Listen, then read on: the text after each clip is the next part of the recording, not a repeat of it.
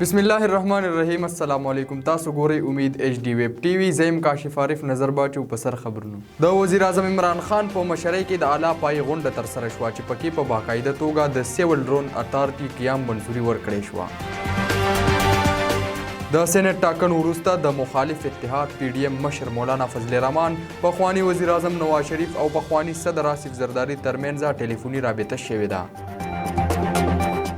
په پېښور کې د کورونا وایرس د درېمې مرحلې له وجې په 4 علاقو کې مایکرو سمارټ لاکډاون لګولی شوی دی. د عالمي وبا کورونا له وجې په پاکستان کې نور 46 تنو د ژوند دو بېللی دی او په 2338 تنانو کې د کورونا وایرس تصدیق شوی دی. وزیر اعظم عمران خان صادق سنجرانی او مرزا محمد افریدي ته په چیرمن او ډیپټي چیرمن منتخب کېدو باندې مبارکي ورکړې ده. د افغانستان په هرات ولایت کې د موټر بم چاودنې 8 تنه وژلي دي او 450 تنه یې ژوبل کړي دي. په مردان پریس کلب کې یوه لویه شمولیتي غونډه ترسره شوه. په شمولیتي غونډه کې د پاکستان تحریک انصاف پخوانی ایم پی ای زاهد دورانی په تحریک لبیک پاکستان کې د شمولیت اعلان وکړو. ډیپټي کمشنر مردان حبیب الله عارف د چوټۍ په ورځ د تحصیل تخبیي تفصیلي دوره کړې ده او د مختلفو ترقیاتي کارونو جایزه یې اخیستې ده. په ضلع خیبر لنډي کوتل کې د آل خیبر پښتونخوا کراټې ټورنمنټ تابع شوی و چې پکې د خیبر پښتونخوا په شمول د افغانستان لوبغاړو هم ګډون کړی و. موسمیاتو محکمې په بالای خیبر پښتونخوا، بلوچستان، کشمیر او ګلګت بلتستان کې د تیزو هواګانو سره د باران او په غرونو د واورې ورېدو امکان څرګند کړی دی. د محکمې تر مخه په ځینو ځایونو کې ګلی او نری باران هم ورېدی شي.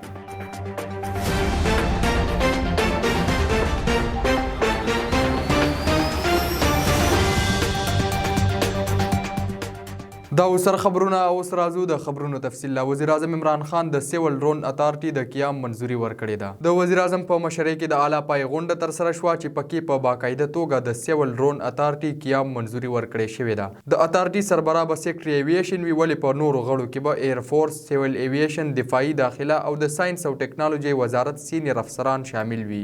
غونډې ته د وینا په وخت وزیر اعظم عمران خان ویل چې ډرون ټیکنالوژي د کمرشل، ریسرچ، اګریکلچر او نورو پرامنه مقصدونو لپاره په کار راوستل د وخت اهم ضرورت دی.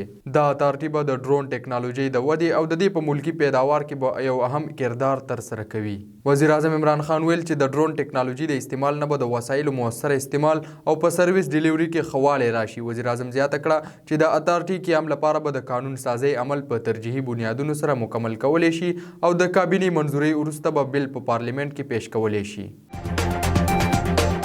د چیرمن او ډیپټي چیرمن سینټ په ټاکنه کې د ماتې خوړلو وروسته د پی ډي ایم د 3 مشرانو ترمنځ ټلیفوني رابطه شوې ده. د ذریعو تر مخه د سینټ ټاکنو وروسته د مخالف اتحاد پی ډي ایم مشر مولانا فضل الرحمن، پخوانی وزیر اعظم نواز شریف او پخوانی صدر آصف زرداري ترمنځ ټلیفوني رابطه شوې ده چې پکې 3 واړه مشرانو د چیرمن او ډیپټي چیرمن سینټ په ټاکنه کې د ماتې خوړلو وجوهات معلومولو لپاره د عزم اظهار کړی دی. د ذریعو تر مخه 3 واړه مشرانو د لانګ مارچ د تیاریانو او د پی ډي ایم مستقبل باندې خبرې اترې کړي دي.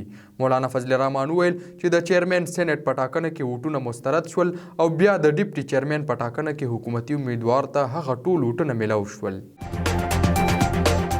په پېښور کې د کورونا وایرس 3مې مرحلې له وجې په 4 علاقو کې مایکرو سمارټ لاکډاون لګولی شوی دی. د ضلعي انتظامیې لخوا جاري شوې اعلامیه کې ویلې شوي دي چې حیات آباد فیس 5 په سټریټ 5 کې هم سمارټ لاکډاون لګولی شوی. د اعلامیې تر مخه د پېښور ګلبهار نمبر 4 په سټریټ 3 په ډیفنس کالوني سټریټ 11 حیات آباد فیز 1 او فیز 6 کې لاکډاون لګولی شوی دی. د صوبایي دارالحکومت په علاقو کې د 6 بجو څخه مایکرو سمارټ لاکډاون لګولی شوی دی. د مایکرو سمارټ لاکډاون تر مخه به دغه علاقو ته په تګ راتګ بندیز وي. په اعلامیه کې ویلې شوي دي چې په دغه علاقو کې به صرف د ضروري څیزونو دکانونه، میډیسن، جنرال سټور، تنور او ایمرجنسي سرویس کولاو وي او په جوماتونو کې به صرف 15 تنانو ته د مونځ کولو اجازت وي.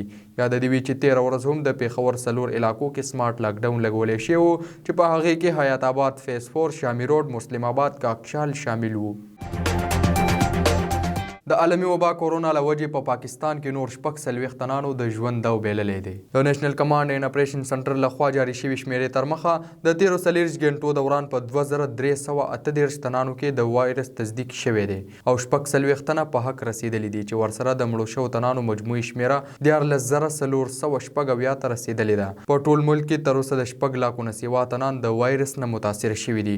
د کورونا وایرس کیسونو زیاتېدو له وجې د اسلام آباد په شمول د ملک په نورو برخو کې د 140 لګولې شوې ده.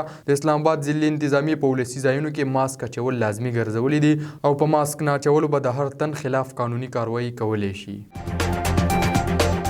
وزیر اعظم عمران خان صادق سنجرانی او مرزا محمد افریدي ته په چیرمن سېنټ او ډیپټي چیرمن منتخب کېدو باندې مبارکي ورکړې ده. په ټویټر خپل پیغام کې وزیر اعظم عمران خان ویلي دي چې خوشحاله یم چې د چیرمن او ډیپټي چیرمن نشست بلوچستان او سابقه فاټا ته ملو شو. وزیر اعظم لیکلي دي چې د دواړو انتخاب د بلوچستان او سابقه فاټا د ترقۍ لپاره اهم دی ولې چې په تیرو وختونو کې بلوچستان او سابقه فاټا پسمانده او یا وروسته پاتې شوي وه. یاد دې وي چې تېره ورځ د پاکستان تحریک انصاف او اتحادی جماعتونو امیدوار صادق سنجرانی چیرمن سېنټ او مرزا محمد افریدي ډیپټي چیرمن سېنټ منتخب شوي وو او د اپوزیشن اتحاد PDM دواړه امیدواران یوسف رضا ګیلاني او مولانا غفور حیدري ماتې خوړلې وه. صادق سنجرانی په دویم ځل په چیرمن سېنټ منتخب کېدو باندې حلف پورته کړی وو. د افغانستان په هرات ولایت کې موټر بمي چاودنې 8 تنه وژلي دي او 54 تنه یې ژوبل کړي دي. د خبري ادارو تر مخه د پیښې وروسته امدادي ټیمونو ژوبل شوي تنان په فوري توګه نږدې هسپتال ته رسولي دي. د افغانستان کورنیو چارو وزارت وایي چې دا چاودنه تېره شپه شاوخوا 9 بجې د هرات ښار د پولیسو په 14 امنیتي حوزه کې شوې او ډېر قربانیان یې ځایي اوسېدونکي ملکي خلک دي. د کورنیو چارو وزارت ویان طارق اریان ویلي دي چې په وژل شویو کې 3 ماشومان 2 ښځې 2 سړي او یو پولیس اهلکار شامل دي او په ژوبل شوو تنانو کې هم 8 پولیس اهلکار شامل دي. د زورورې چاودنې له امله نږدې 14 کورونو ته زیان رسېدلی دی. تر اوسه کومې ډلې د دې پیښې ذمهواري نه ده منلې. په مردان پریس کلب کې یوه لویه شمولیتي غونډه ترسره شوه. په شمولیتي غونډه کې د پاکستان تحریک انصاف پخواني MPA زاهد دوراني پر تحریک لبیک پاکستان کې د شمولیت اعلان وکړو. د تحریک لبیک پاکستان صوبایي امیر امین شفیقي خپل منشور وړاندې کړو او ویل چې زموږ وفاقي حکومت سره په 11 فروری معاهده شوې ده او موږ له 6 اپریل ډیډلاین راکړی دی. که چېرې دا معاهده سرته ونه رسولی شوه نو بیا به موږ د خپل تحریک اعلان کوو. شفیق امیني وویل چې موجوده حکومت د کرپشن، لوټمار او بېحیایۍ بدترینه مثال قایم کړی دی او موږ به همیشه د خپل منشور مطابق کار کوو. په تحریک لبیک پاکستان کې شمولیت اختیار کوونکي زاهد دوراني وویل چې په ټولو پارټیانو کې مې وخت تیر کړی دی خو ولې هغوی اوس د خپل منشور نه وروسته شوي دي او هغه شان کار نه کوي ځکه مې د هغه پارټۍ نه استعفا ورکړه. د ویل چې د تحریک لبیک پاکستان د منشور نه ډېر متاثره شوی یم او په دې وجه مې پکې شمولیت اختیار کړو. د ضلعي انتظامي او سپورټس آفیس په مرسته په نوښار کې د جشن بهارا فیسټیول سرته رسیدلی دی. په دې اړه به نور تفصیل ګورو د خپل همکار ماجد خټک په دې ریپورټ کې.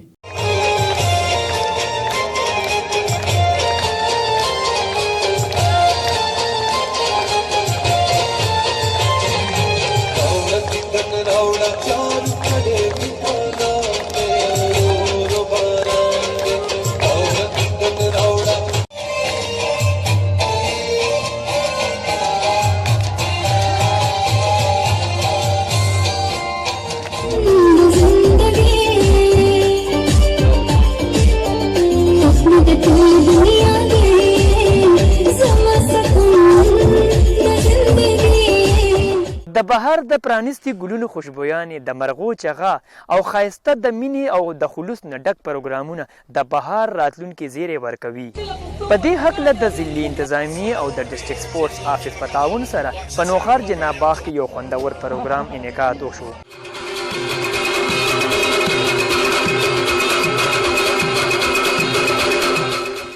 په دې پروګرام کې روایتي او علاقایي ثقافت وښودو او مقامي سندرغاړو په پښتو ژبه کې ښایسته سندرې ووي چې ناس خلک یې په کډه مجبوره کړل.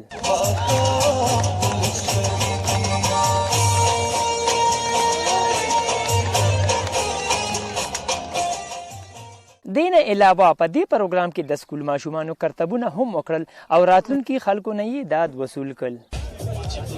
په دې موقع د ډسټریکټ انتظامی ایډیشنل ډیپټي کمشنر آصف علي خان او د ډسټریکټ سپورټس افیسر زکا الله وویل چې داسې پروګرامونو کولو سره مینه محبت زیاتیږي او امن او صفا معاشره جنم ورکوي او د مقامي خلکو ته د تفریح موقع هم جوړیږي. ماجد خټک، امید ټي وي، نوخا. ډیپټي کمشنر مردان حبیب الله عارف د چوټۍ په ورځ د تغبۍ تفصیلي دوره کړې ده. ډیپټي کمشنر سره ایډیشنل ډیپټي کمشنر نیک محمد، اسسټنټ کمشنر تغبۍ انیلا فهیم او نور اعلی چارواکو د زیر تعمیر ګرلز ډیګري کالج جلاله او ټایپ ډي اسپتال لوند خوړ دوره وکړه. ډیپټي کمشنر په زیر تعمیر ډیګري کالج کې د جاري ترقیاتي کارونو جایزه واخیستله او ترقیاتي کار یې تر خپل وخت پورې د مکمل کېدو هدایت وکړو. ډیپټي کمشنر حبیب الله عارف ټایپ ډي اسپتال تفسیري دوره هم وکړه او د اپریشن تھیټر، ایمرجنسي او نور میډیکل وارډ جایزه واخیستله. حبیب الله عارف د اسسټنټ کمشنر په دفتر کې د تحصیل انتظامی لخوا جاری شو سرګرمیانو په اړه هم جایزه واخیستله او مختلف ستونزې او د هغې د حل کولو لپاره یې احکامات جاری کړل. د پاک قطر فیملی تکافل د سیوري لاندې په تیمرګره کې د یوې دستوري تابع شوي وه چې پکې ګڼ شمېر تنانو ګډون کړی و. په دې اړه به نور تفصیل ګورو د خپل همکار نواب بادشاه په دې رپورټ کې. د پاک قطر فیملی تکافل زیر اهتمام په تیمرګره ریجنل برانچ کې د یوې پروقار دستوري تابع وکړی شوه چې پکې د پاک قطر فیملی تکافل کنټری هیډ حق نواز خان، ملاکنډ زونل هیډ سید وسیم جان، ډاکټر ثناء الله، همایون جان او سمیع الرحمن سره د علاقې سماجی او کاروباري شخصیاتو په ګڼ شمېر کې ګډون وکړو او تقریرونه یې هم وکړل. په دې موقع باندې تقریر کوونکو وویل چې حلال رزق ګټل عین عبادت دی او پاک قطر فیملی تکافل چې دی نو خلکو ته حلال کاروبار موقع ورکوي. هغې زیاته کړله چې پاک قطر فیملی تکافل چې کم کاروبار کوي او په راتلونکي کال کې به پاک قطر فیملی تکافل 1500 تنانو ته کاروبار په ملکنډ ډیویژن کې ورکوي.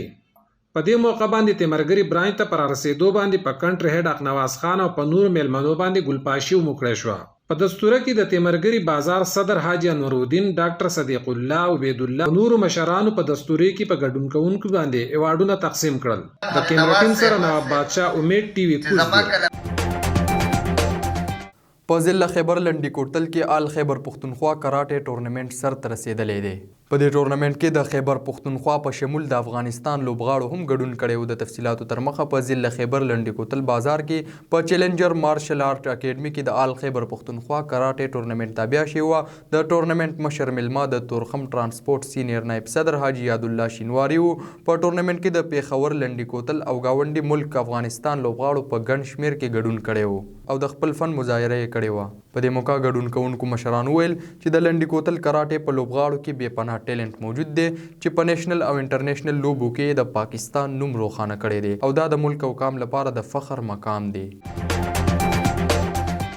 دا تر دې دمه مهم خبرونه. د نورو خبرونو او اپډیټس لپاره د امید ویب ټي وي سوشل میډیا سایټ سره اوسئ. د الله په امان.